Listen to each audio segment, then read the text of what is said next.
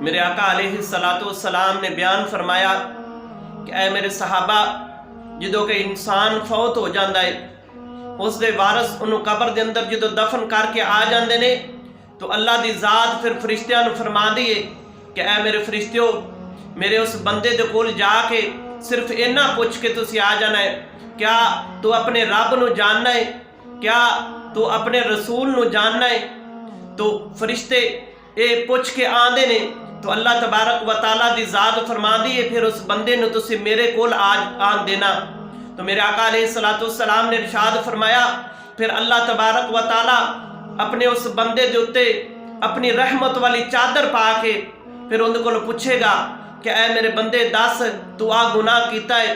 وہ بندہ عرض کرے گا کہ یا رب العالمین میں کیتا ہے، مینو غلطی لگ گئی، مینو معاف کر دے۔ پھر اللہ دی ذات پوچھے گی تو آ فلاں گناہ کیتا ہے؟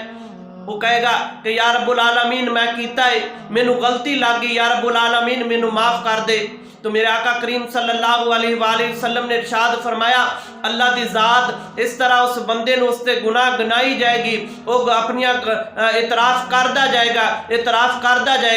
پھر اللہ دی ذات ارشاد فرمائے گی اے میرے بندے، میں دنیا دے اتے تیرے گناہاں دے اتے پردہ پوشی کیتی، میں تیرے گناہاں دے اتے پردہ پائی رکھیا، اج میں تیرے اتے اے احسان کراں گا کہ میں تیرے گناہ معاف کر کے میں تینوں اج جنت عطا فرماواں گا۔ میرے آقا کریم صلی اللہ علیہ وآلہ وسلم نے ارشاد فرمایا